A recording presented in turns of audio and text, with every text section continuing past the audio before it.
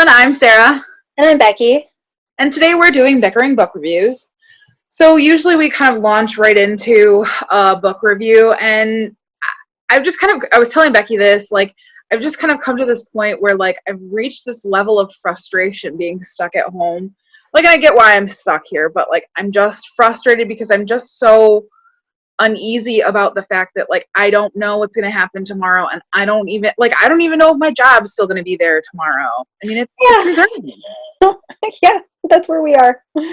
So, and I've also noticed that we've had a lot of traffic from teachers coming through and talking about how they're reading with their students in this kind of digital classroom time. And I'm really kind of wondering, what does that look like? Could you comment below, what are your experiences with this? And because I'm just thinking, it's got to be so hard to kind of develop this reading content in a world that hasn't existed before. There isn't even somebody who's carved a path that you can follow. It's all something that you're just kind of creating yourself. What?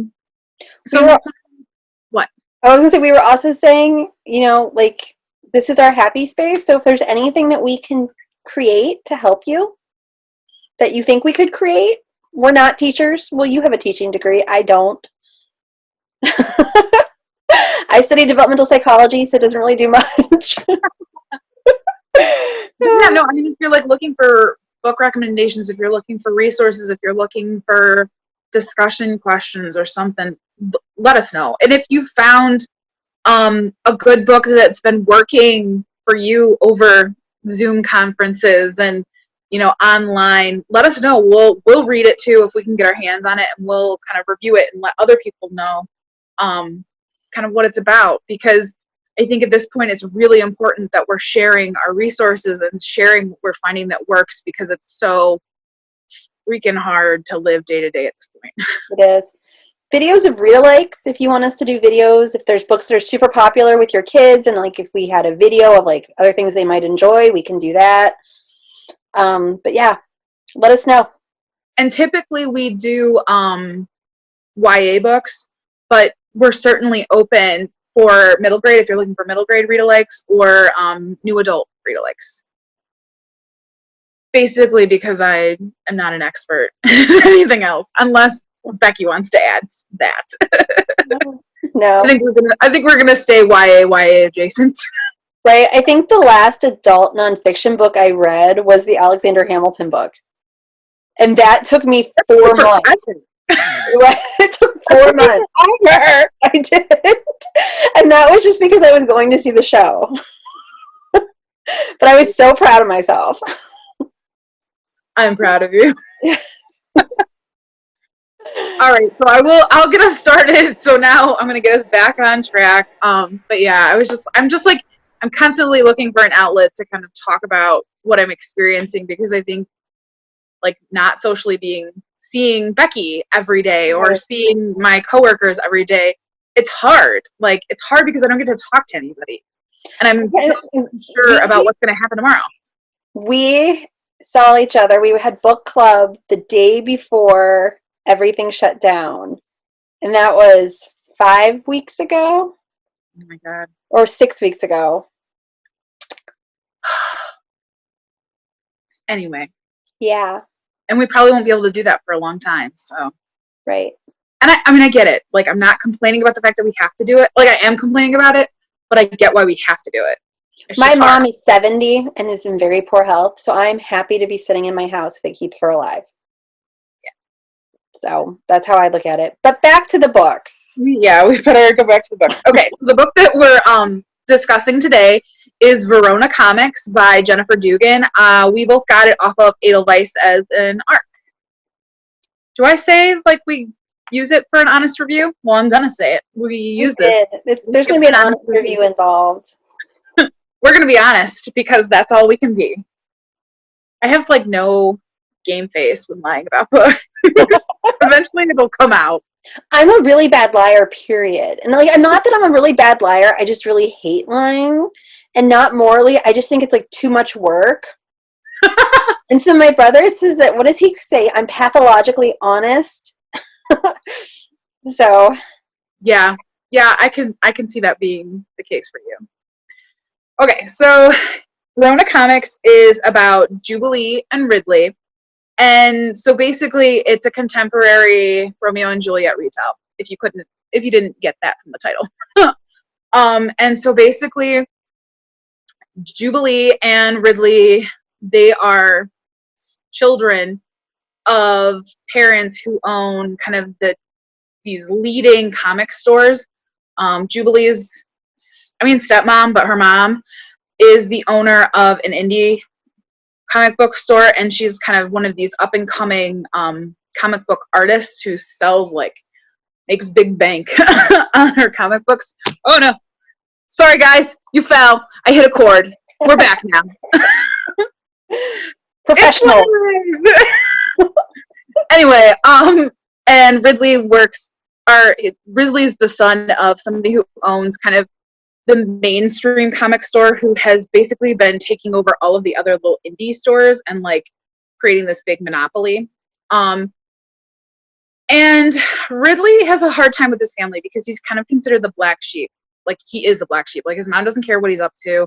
His dad basically hates him, and he has some serious substance abuse problems. His sister is the golden child, and Ridley just kind of feels left out. And he has a lot of kind of mental illness kind of going on, unchecked mental illness. And basically the two, Ridley and Jubilee, meet each other at a prom, the last day of the con that they're attending. Ridley's wearing a mask, so Jubilee doesn't know his name, doesn't know what he looks like, so she can't put together the fact that he's part of her arch nemesis comic book store. And they hit it off, and they kind of start liking each other, and they go home, and they still keep texting. But Ridley's supposed to go back to his house in Seattle. He doesn't want to. He wants to stay there. And so he's decided, I need to stop using my hands. He's decided, basically he's going to sell out Jubilee to his father. And so he comes to Jubilee's family store to kind of get intel from her. But he really likes her. And I think that's really, it's budding romance and, when to tell the truth. Right. So there are parts of this book that I really liked. I think that Jubilee and Ridley together are super cute. There's like parts where their relationship is kind of through text, and it was flirty and it was sweet. I love the baby bats. Yes, because like sometimes like when they have these like flirty romances in these books, you're like, this is really flat. But hers, like, the dialogue worked. So that's how belly buttons. I learned that. Well, and I love that Jubilee are mammals. Well, yeah, it makes sense. Right. You just don't think about it. They're mammals. And I love that Jubilee she isn't scared off by the fact that Ridley has anxiety issues. And in fact, she's like, I'm not scared. I'm here to kind of help you and help work with you. Like, it's all just kind of a part of who you are as a person. And I feel like the portrayal of the mental illness was very realistic. And I feel like there were a lot of triggers in his life that was making it worse. And like, that was realistic, that there are people who are probably dealing with this. My only issue with this book is she tried really, really, really hard to keep in the Romeo and Juliet theme, which made the end like tragedy. It didn't feel like it fit with the rest of the book. Like, it felt like it was just like a step two, like she took it to 11. See, because the thing, and I agree with that. I think I guess it could be the theme, like the vibe, like the tone. When it gets into this tragedy area, like, it definitely doesn't fit with the rest of the book. But I think by the end, like when she kind of ties things up at the end, it definitely got back on track. There was a part in the middle, like, you knew that the tragedy was coming. Romeo and Juliet is a tragedy. So like, that wasn't shocking. I think it just didn't match the tone. But I do like kind of where we ended up, because I think that was far more realistic than you find in a lot of these other romance books. Like, the last 10 pages was a solid, good, like, resolution. There were just, like, 20 or 30 pages before that I was like, huh. And it just didn't feel like it fit. Like the rest of the book is like this kind of rom-com-y, and like the cover is very like fluffy, Light. and then you've got this boom in the middle, and I'm like, huh. So you like lost me a little, and then like you won me back, but not to where I was before that. See, but I was I think I was more invested in Ridley than anything else. And I was so invested in Ridley at that point that, like, I really just cared to know where he ended up. So, like, the tone shift wasn't as jarring for me. I But I don't know. get why it would be. Like at that point, it felt like the rest of the book is very realistic, and that felt almost unrealistic at the level that it jumped to. That is true. I could see that. Should we rate it? The thing is, though, like, I feel like I would be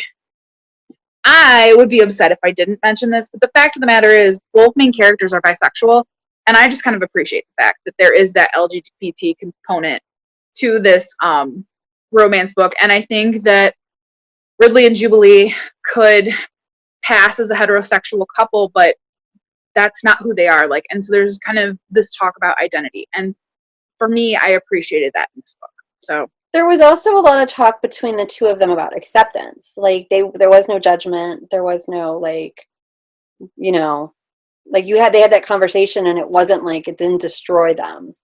So it was like about this honesty. So we should rate it. oh, by the way, Jubilee is like, she was my favorite character from the 90s X-Men show. And I was like, Jubilee! Woohoo! I was so excited. But anyway, we can rate it fine. Rating scale goes from 5 unicorns down to 2 unicorns. If we don't like it, doesn't get a horn, isn't magical, and is therefore a horse. Where are you? So like at one point I was at a 4, and then I was like at a 3. Like I'm at a 3.5, and I think I'm at a 3 more than a 4, just because like that one part, like it caused cognitive dissonance. It just lost me. Well, I'm going to give it a 4. I really enjoyed it. I was invested in the characters. I think it brings kind of a perspective to the table that you don't typically see, and I appreciate that. So that is where we are on Verona Comics. See you around. Bye. Bye.